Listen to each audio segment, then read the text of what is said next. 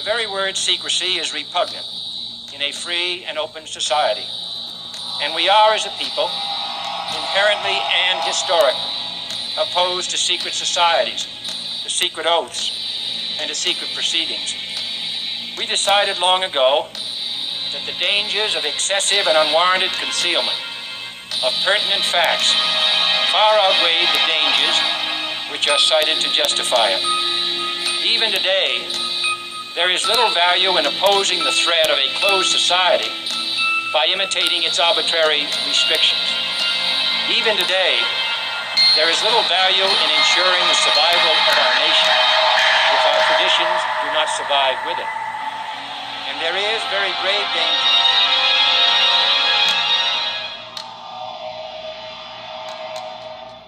In 1982, a standalone card game was released by Steve Jackson Games entitled Illuminati.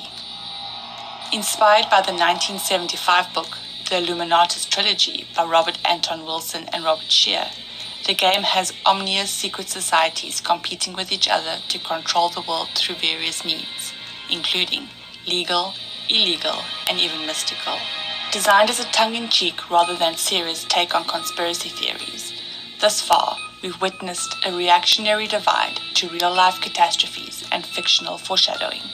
While the creators continually claim this is just a fictional game and doesn't have 1 ounce of truth to the cards or events depicted in the game, we know coincidences don't exist, specifically where the Illuminati is concerned.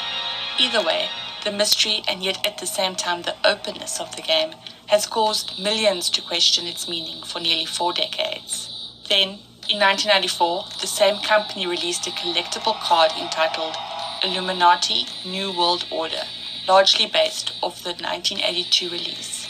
Since then, there have been several expansion packs for both the original 1982 standalone card game and the 1994 collectible card game. Both versions feature hundreds of playing cards, many of which make reference to various conspiracy theories, ideas, and tropes. The gameplay of both games revolve around the notion of conspiracy, secrecy, and world control. Over time, the card game has gained considerable popularity with the growth of the truther communities and conspiracy theorists. While some believe the Illuminati are a singular group controlling all major corporations, supply chains, services, media houses, and political podiums, others are convinced that all branches of secret societies, such as the Freemasons, Order of Skull and Bones, Rosicrucians, Order of Elks, the Knights Templar, and the Bilderberg Group, to name a few, are in fact collectively referred to as the Illuminati, thus meaning, if you belong to any secret society around the globe, you are Illuminati confirmed. While each secret society claims to hold values that differ from the next, their true reasons for existence is vague at best. From what little we can tell from the information we are allowed to discover, since all include an oath to secrecy prior to joining, we could safely say that most secret societies are in favor of a new form of illumination. A majority are made up of societal elites. The mystery surrounding the Illuminati is precisely what makes this card game all the more interesting. Let's take a look at a few of the ominous game cards that have coincidentally foreshadowed newsworthy moments from our history archives.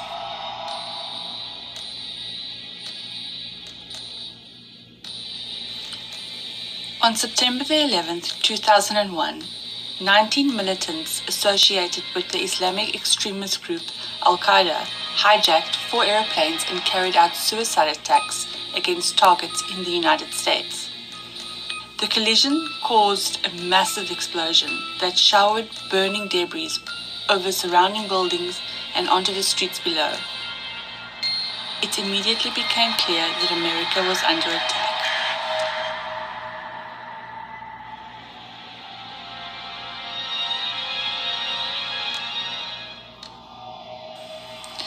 The hijacked American Airlines Flight 77 sliced through the 3 light poles in the Pentagon's parking lot before slamming into the first floor of the building and exploding in a fireball, instantly killing 125 people inside the Pentagon, plus all 64 passengers on board, including the 5 hijackers.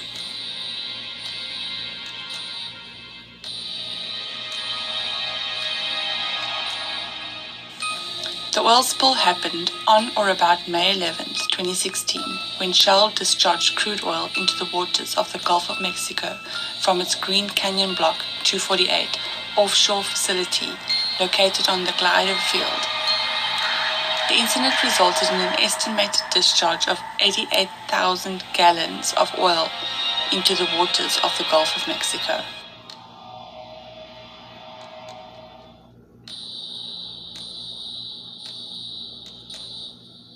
In the early hours of 31st August 1997, Diana, Princess of Wales, died in hospital after being injured in a car crash in a road tunnel in Paris, France. Her partner, Dodi Fayed, and their driver, Henry Paul, were pronounced dead on the scene.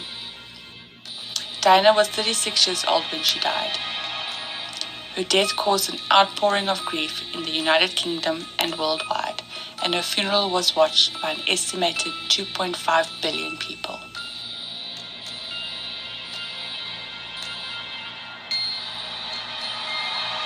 Black Lives Matter is an international activist movement originating in the African American community that campaigns against violence and systematic racism towards black people. BLM regularly holds protests speaking out against police killings of black people and broader issues such as racial profiling, police brutality, and racial inequality in the United States criminal justice system.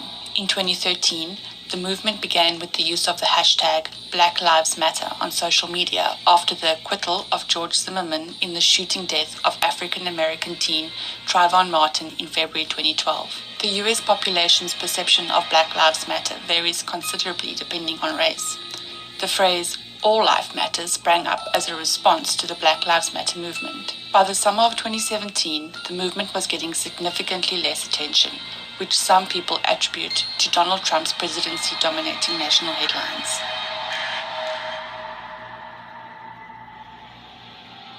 While the Illuminati game card, "Enough is Enough," doesn't really hint at any event in history, wouldn't you agree with me that this image does look quite a lot like President Trump? Also, the description of the card says, "At any time, at any place, our snipers can drop you. Have a nice day." While President Trump has exactly that authority and power in his hands, doesn't that sound like something he would say?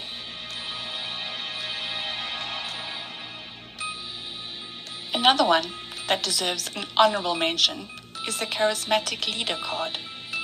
Wouldn't you agree with me that it has an uncanny resemblance to a real-life photograph of President Trump?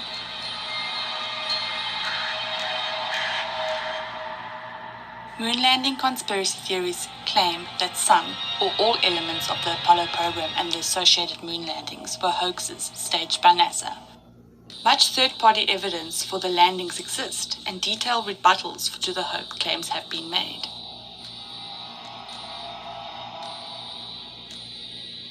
The Flat Earth theory has been around for many years. Members of the Flat Earth Society claim to believe the Earth is flat. Walking around on the planet's surface, it looks and feels flat, so they deem all evidence to the contrary, such as satellite photos of Earth as a sphere, to be fabrications of a round Earth conspiracy, orchestrated by NASA and other government agencies.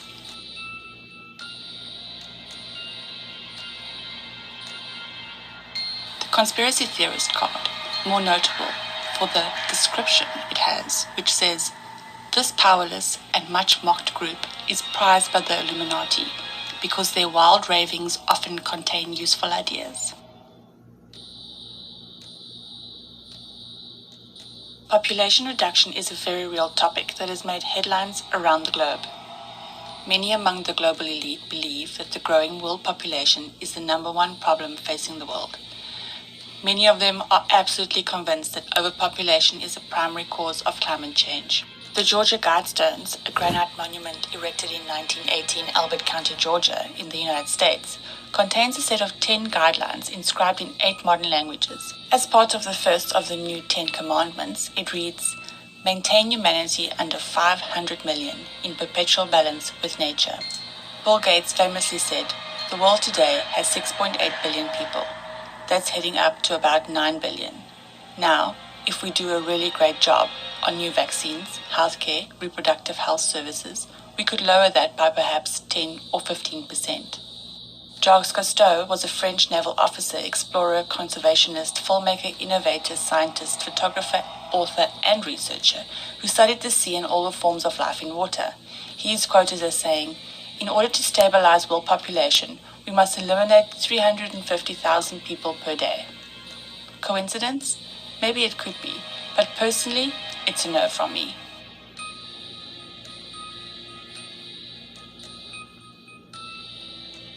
The CDC is one of the major operating components of the Department of Health and Human Services in the United States.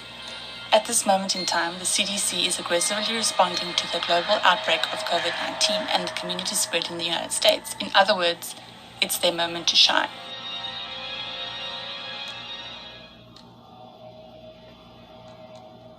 Prince Philip, the Duke of Edinburgh, is famously quoted, "If I were reincarnated, I wish to be returned to Earth as a killer virus to lower human population levels." There's little I can say to this topic, and you likely can link Prince Philip's words to the current state of the world. I'm not saying that these words are in any way connected. It's just a rather odd thing to say publicly, don't you think?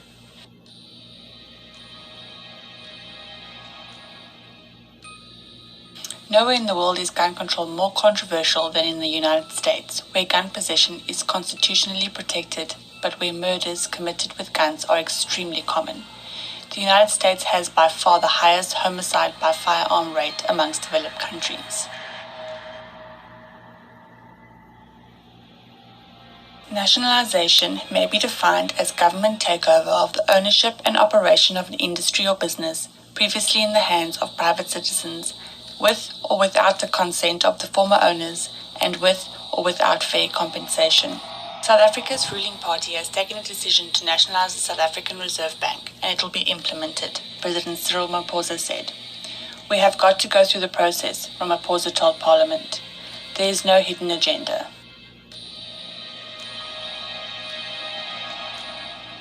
South Africa has some of the strictest lockdown restrictions in the world.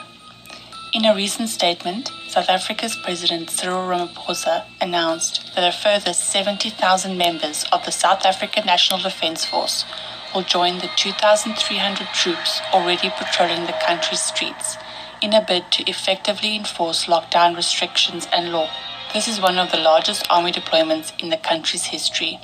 While I can agree that a show of force is necessary in some instances, I fail to understand the reasoning behind the obvious show of violence towards our citizens.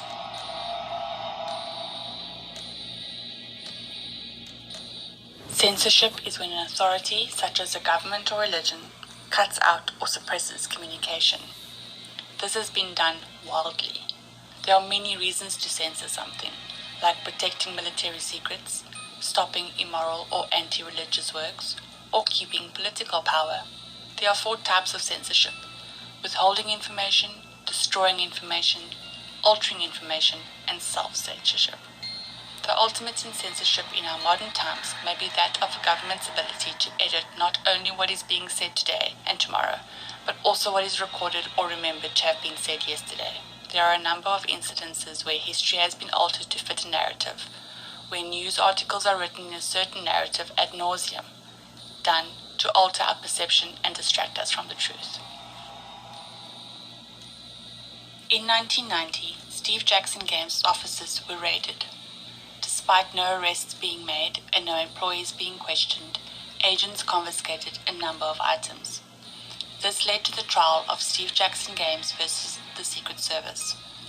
While Steve Jackson Games was awarded over $300,000 in fees and damages, the official story regarding the raid is that the Secret Service believed that a hacker was employed at the company. However, it is rumored that it could very well be linked to the cards and the unmistakable foreshadowing of real-life events. Nevertheless, while the Illuminati card games have been around for many, many years, and considering there are so many cards, one could argue that a match between a card and a real-life event is bound to occur. But there has to be more to these eerie coincidences. While I doubt we will ever know the full truth and the exact explanation as to how the card game has been able to scarily depict moments in both historical and present times, it's fun to be curious. Thank you for watching.